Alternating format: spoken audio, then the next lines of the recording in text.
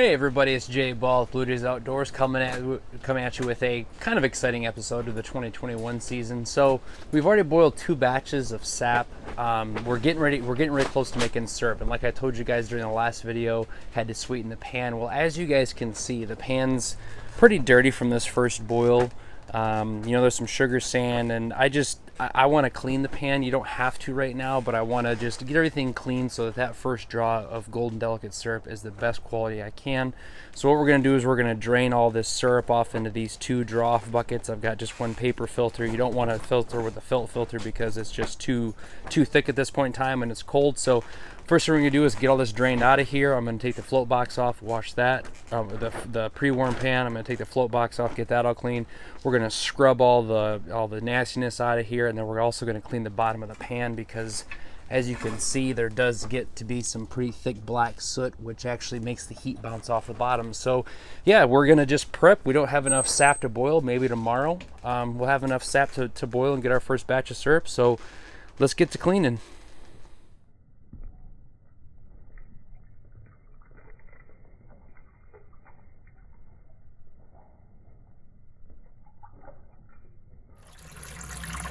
Look at all that potential syrup, guys. That stuff looks pretty.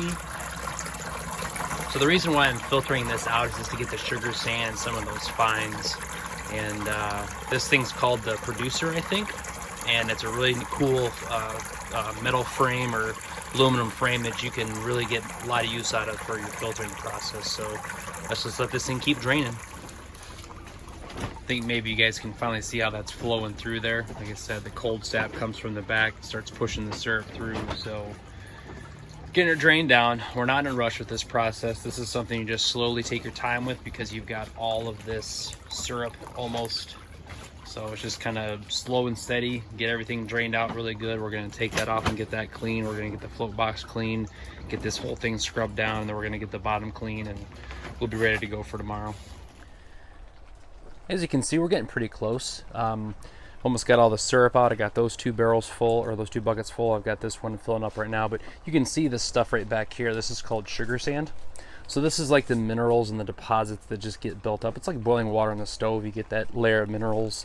I want to get that out of there. It's not stuck to the bottom of the pan yet, but if you let it build up too much, it will get stuck to the pan. And I'm doing this prematurely. I really do this after every about 200 gallons, but having the RO is going to reduce the amount of times I've got to clean the pan. But again, I'm trying to make the lightest possible syrup. And if I can just keep this thing as clean as possible, it's one way to guarantee better quality syrup. So we'll keep draining it and get this pan clean here up quickly. Whatever, I can't even talk. Stay with me. Now you can see all the syrup is out of the pan. I've got it in those 3 buckets right there. I've got some hot water, just a hot water and a light Brillo pad. You don't want to scratch the bottom of your pan, so that can cause places for sugar sand to build up, which will affect the quality of your syrup. I know I talk a lot about quality, but again, I try to make the best possible syrup I can. So we're going to dump about 3 gallons of the hot water in here, just give this thing a nice scrub down. So next time you'll see this thing, it should be all spick and span. So let's get to it.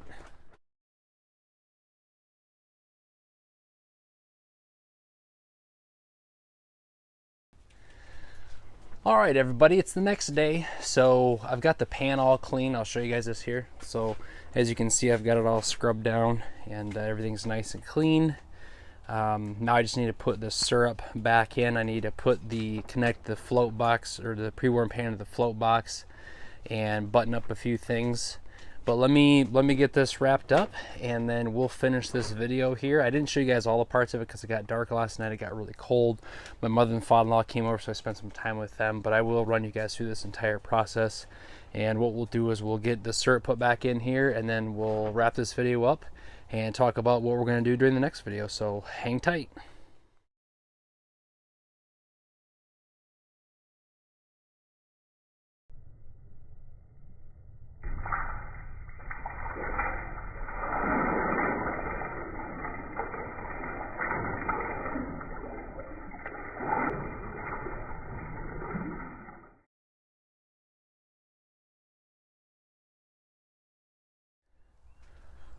All right, so there we've got all of the almost maple syrup / sap concentrate back in the pan.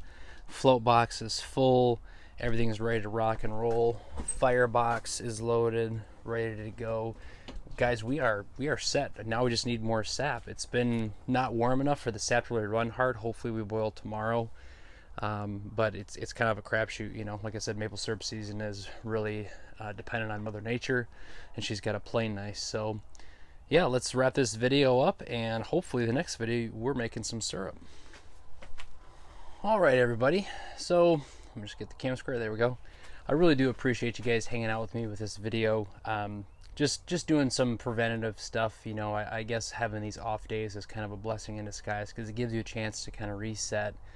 Looks like it's going to be running really hard the next couple of days. It's going to be a pretty tough grind. So taking the time to clean the pan, both top and bottom, getting the firebox loaded, getting the RO system clean, getting everything ready to rock and roll is probably the best thing to do. Like I said, you get some off days and then it is just full send a lot of times. But that's the thing I really like about maple syrup is you can make it as big as you want or keep it as small as you want. I mean, it's all about choices, people or folks. It's just like life, right?